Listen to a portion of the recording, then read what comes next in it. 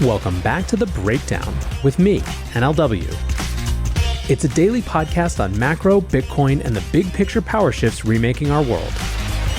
The Breakdown is produced and distributed by CoinDesk. What's going on, guys? It is Sunday, January 29th, and that means it's time for Long Read Sunday. Now, before we get into that, if you are enjoying The Breakdown, please go subscribe to it, give it a rating, give it a review, or if you want to dive deeper into the conversation, come join us on the Breakers Discord. You can find a link in the show notes or go to bit.ly/breakdownpod. All right, friends. Well, today I am excited for this LRS. It's on a topic that I think is hugely important. It is certainly related to crypto, but it is also bigger than crypto. Today, we are talking about privacy and what privacy means in the internet age and what privacy means in the crypto age. To frame the conversation, we have two pieces that we're going to read.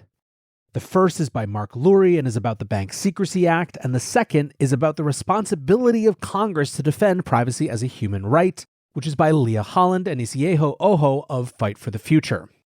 We start with Mark Lurie's piece, Sweeping Crypto Regulation. First, update the Bank Secrecy Act. The crypto collapses of 2022 spurred widespread fear that U.S. officials would soon clamp down on the industry, but don't expect sweeping new crypto regulations anytime soon. As much as Washington, D.C. bigwigs might want to put crypto in a box, regulators should first get their priorities in order. The primary regulatory approach of relevant federal agencies is rulemaking, or the process by which bodies like the U.S. Securities and Exchange Commission craft, review, and finally approve and establish legal boundaries. But this would likely fail with crypto for two reasons. First, the legally mandated process, which involves drafting the rule, publishing the rule, and taking public comments before a judicial review, takes years. Given how quickly crypto moves, there's a good chance that by the time a new set of rules goes into effect, the industry will have evolved beyond it or adapted their products to avoid it. Second, regulators must work within the framework of the Bank Secrecy Act, or BSA. This law lays out a comprehensive framework for AML/CFT, shorthand for anti-money laundering and combating the financing of terrorism rules, built on the foundation of Know Your Customer, aka KYC. But stringent KYC within decentralized finance is not only unnecessary, it's all but impossible.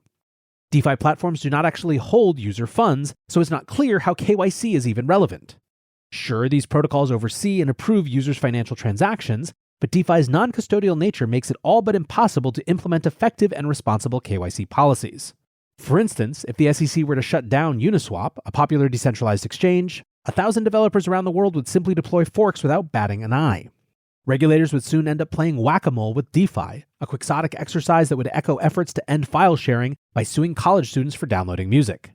The likeliest outcome would be regulators with egg on their face.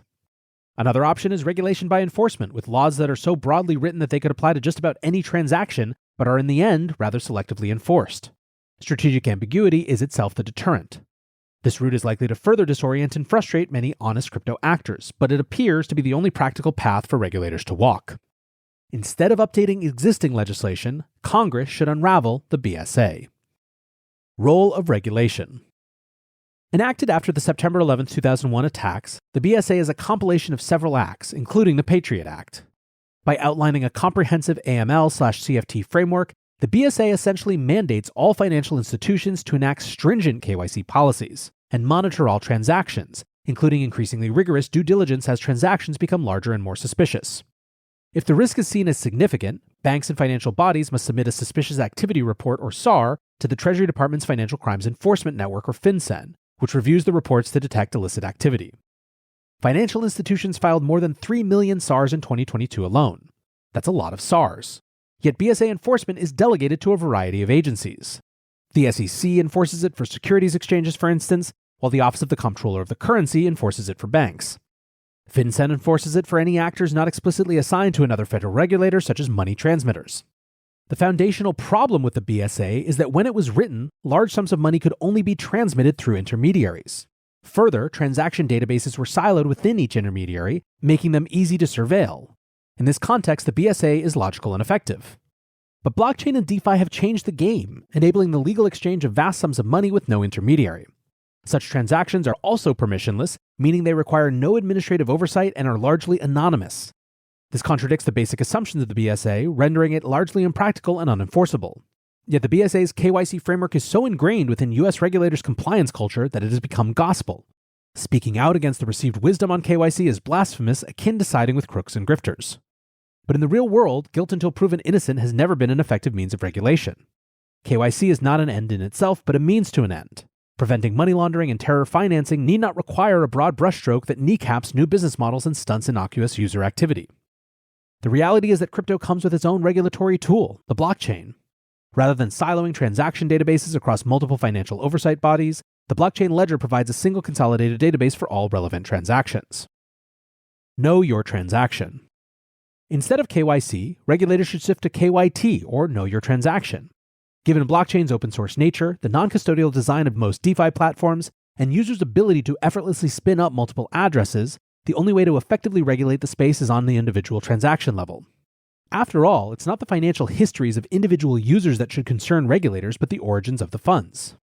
KYT would institute blockchain review mechanisms that would follow the money and prohibit unsanctioned transactions. From the tech perspective, requiring platforms to check funds' origins before transaction approval would be relatively straightforward with existing tools and technology. Whenever wallets and its funds are found to have been tainted by a bad actor, such as a sanctioned address or known hacker wallet, the protocol could simply reject the transaction. This approach could be risk-based, allowing protocols to avoid banning innocent DeFi users for transactions they did not facilitate. Something along these lines happened after Tornado Cash was sanctioned by the US government, when Aave's front-end website temporarily blocked victims of a dusting attack involving funds from the sanctioned anonymizing protocol. KYT could be even more effective than KYC, enabling authorities to monitor the entire transaction database, not just the red flag transactions within submitted SARs. The BSA is considered untouchable, but when the law was first drafted back in 1970, its creators could have never imagined today's financial reality. It's time to overhaul this outdated regulatory mechanism into the 21st century and effectively mitigate money laundering while ensuring the continued maturation of crypto. All right, guys, back to NLW here. I think it's great that Mark is bringing up these issues. A couple of things that I would push back on or just suggest a different approach to, though. First of all, from a pure logic of argument standpoint, I don't really think that saying, hey, DeFi makes BSA rules irrelevant anyway, so why not just get rid of it, which is obviously a vast oversimplification of what Mark is suggesting here, is going to be a good approach. Or at least, it's going to be an approach where the natural response from politicians would be, fine, ban DeFi. I think instead the argument has to start from a more fundamental reevaluation of the efficacy of BSA and KYC rules. And more broadly, a societal conversation needs to happen around the trade-offs of surveillance versus safety. That's a conversation that is always ongoing and never ends, but it's a good moment to reevaluate right now. And then I do think that Mark is dead on to point out that there are new types of tools that come with this blockchain technology that could be as or more effective than the existing systems we have. Anyway, all in all, I think more conversations about the BSA are incredibly important, and I'm glad Mark has written about it here. Join CoinDesk's Consensus 2023, the most important conversation in crypto and Web3, happening April 26th through 28th in Austin, Texas. Consensus is the industry's only event bringing together all sides of crypto, Web3, and the metaverse. Immerse yourself in all that blockchain technology has to offer creators, builders, founders, brand leaders, entrepreneurs, and more. Use code BREAKDOWN to get 15% off your pass. Visit consensus.coindesk.com or check the link in the show notes. All right, next up, we turn to this piece from Fight for the Future's Leah and Eseohe called Privacy is a Human Right, and the 118th Congress Must Defend It. As the 118th U.S. Congress begins, the stakes surrounding our privacy rights have never been higher. For decades, lawmakers have utterly failed to defend everyday people, much less those who are the most vulnerable online, from dangerous encroachments into our digital privacy. Just last week, the American Civil Liberties Union revealed a massive surveillance dragnet of people who use services like Western Union to send remittances. Now, both sides of the aisle begin 2023 having painted a target on the backs of privacy-preserving software projects and those who build them. This attitude poses a real danger not only in the US, but for people across the globe. It's time for software projects that value privacy to get organized. This is why our organization, Fight for the Future, has released a letter signed by 40-plus open-source, decentralized, and/or privacy-preserving projects that asks lawmakers to protect a pro-privacy future. Signatories on this letter include Tor, the Blockchain Association, NIM, Protocol Labs, Proton, Zcash, Tutanota, and Mysterium. We have 4 simple asks. Constitutional and human rights protections both on and offline. The first ask to Congress is straightforward: do more to protect our constitutional and human right to privacy. The right to privacy has always been a foundational principle of the U.S. There are express or implied rights to privacy in the 1st, 3rd, 4th, 5th, 9th, and 14th Amendments to the U.S. Constitution. Even the legal victory that established a constitutionally protected right to code was about encryption, meaning it was about privacy. Unfortunately, that decision did not settle the law. Threats to the right to code and the right to privacy are inextricably entwined, especially as more of our lives move into digital spaces where our rights are ignored and invasive surveillance is the default. To seriously and vigorously defend these rights, many in Congress would need to shift their thinking on the simple act of writing code, to recognize that this freedom is core to the technologies that empower democracy and must be defended. That also means our representatives must analyze the potential impacts of new laws and regulatory action on First Amendment protections when drafting new legislation. This should be the rule, not the exception. Champions of the right to privacy and the First Amendment must stridently oppose any actions that criminalize building and using privacy tools or the simple act of writing and running code. Proactively, lawmakers should consult those most impacted and consider new legislative shields to defend our rights against the corrosive powers of short-termism, political theater, and poorly drafted bills, as well as from big tech and finance's lobbying pressure. Support the decentralization of power. Secondly, Congress should be unwavering in its efforts to address power imbalances and support decentralization of power. The argument of the surveillance state is simple. Safety demands sacrifice. If you aren't doing anything wrong, you have nothing to worry about. This thinking is deeply flawed because surveillance concentrates power and surveillance states and human rights abuses go hand in hand. From East Germany pre-unification to current-day Russia or Saudi Arabia to communities across the US and UK, the dangers of surveillance are clear. We've seen the results in the news, in history books, and in dystopian fiction like 1984. The more you are surveilled, the more power state and corporate actors have over your life. This issue compounds as decisions about our basic digital infrastructure and online safety are made unilaterally by out-of-touch billionaires. Surveillance capitalism pervades our digital economy, causing market forces to constantly erode user privacy by design. It's beyond time for Congress to invest in creating more resilient digital infrastructure, where power is decentralized and decisions are made by users, not the market or Mark Zuckerberg or Elon Musk. There are a host of strong legislative actions that would break big tech's monopolistic and oppressive stranglehold on the internet. Lawmakers should also be analyzing regulations for their potential to unintentionally entrench big tech by, for example, making compliance so expensive or business so risky that only the largest players can afford to exist. Solutions and paradigm shifts often come from the margins, and the open source software community's experimentation in community-owned and governed alternatives to big tech should be encouraged and embraced for the liberatory activity it is. Champion privacy technologies. Another obvious action Congress should take is championing privacy technologies such as end-to-end encryption. Although our situation is dire, all is not lost when it comes to our digital privacy. Open source developers and activists have done wonders for the human right to privacy by creating and promoting access to tools like end-to-end encryption and zero-knowledge proofs.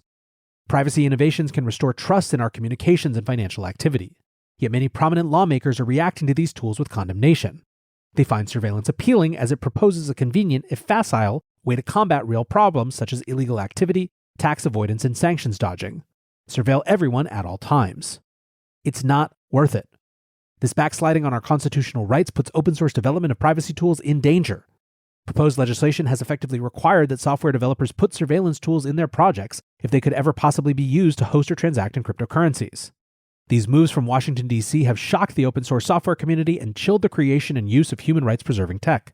Instead, lawmakers must reverse course on pressuring companies not to implement or to break end-to-end encryption and other privacy-preserving technologies, and speak out when the FBI and Attorney General try to paint privacy as nothing more than a shield for criminality. Pass data privacy laws. The final demand is the passage of long overdue data privacy legislation. Even as Congress undermines privacy in practice, a nonpartisan majority of lawmakers understand that privacy is important to their constituents. Many conservatives, especially libertarians, want to protect private spaces from government intrusion and censorious corporate spying. Meanwhile, marginalized communities, which often lean left in their politics, need private spaces to protect themselves from authority figures who would harm or deplatform them to score cheap political victories. Various forms of digital privacy legislation, including some that are well-intended but deeply flawed, have swirled around the U.S. Capitol for years. There has been no groundswell of support for these bills, and none have come close to passing. It's time to change that and show Congress's commitment to protecting constituents from surveillance, identity theft, discrimination, and harassment. Lawmakers need to work with key stakeholders including marginalized communities, anti-surveillance civil society organizations, and open-source developers of privacy tools to craft a new privacy standard for everyone, that include severe crackdowns on the titanic government and commercial surveillance operations that have infected our internet. As these demands make abundantly clear, the value of privacy and privacy tools is not abstract. The essential nature of protecting our data is easily illustrated by any basic analysis of real-world threats to activists, journalists, abuse survivors, and everyday people around the world. At home, the penumbra rights to privacy based on landmark U.S. Supreme Court cases are now being rolled back. Roe was overturned, and the threat to same-sex marriage established in Obergefell was severe enough that Congress passed the Respect for Marriage Act. Today, more, not less, marginalized people are at risk of being criminalized by surveillance-enhanced state laws and state police actions. The U.S.'s role in protecting and preserving human rights around the world should rank among the greatest prides of democracy. Traditionally, the U.S. has used diplomatic pressures to promote freedom of association, organization, and access to information. All of these freedoms rely on privacy as a backstop against arrests and violent crackdowns. It's not just diplomatic pressure that allows the advancement of human rights. It's privacy tools that are often created and run in the U.S. In October, for example, over 18,000 people in the U.S. ran Tor Snowflake to help internet users facing censorship in countries such as Russia and Iran privately circumvent it. Tor was created by MIT graduates and U.S. Naval Research Lab personnel to prevent tracking, surveillance, and censorship worldwide. Failure to protect the right to privacy will hurt democracy and particularly marginalized communities both in the U.S. and abroad. A growing number of technology and thought leaders are urgently calling on the U.S. Congress to return to the principles of the Constitution, as well as their own innate understanding of the harm surveillance has wrought among their core constituencies. Everyday people should never be treated as criminals, guilty until government and corporate invasions into their privacy prove them innocent. And the time for our legislators to take action is now. All right, back to NLW here. I think this is a great piece and an even better movement. I think that Fight for the Future is right to recognize that this is an issue that extends across core principles in the Constitution, across multiple different types of political constituencies, and where there is a role for new technology. Now, one tiny bit of good news, or at least optimistic news. I did a show earlier this week about recent interviews with some of the new House leadership. And while it wasn't super explicit, there are these little notes of privacy becoming a bigger issue. Remember, Representative French Hill said explicitly that his new subcommittee on digital assets and financial inclusion was likely to look at a national privacy law. We, of course, don't yet know what that means, but it's encouraging to hear that it's on the legislative agenda. I hope that 2023 is a year where we make progress on one of the most important issues that faces us. I want to say thanks again to all the authors for their great work, and thanks to you guys for listening. Until tomorrow, be safe and take care of each other. Peace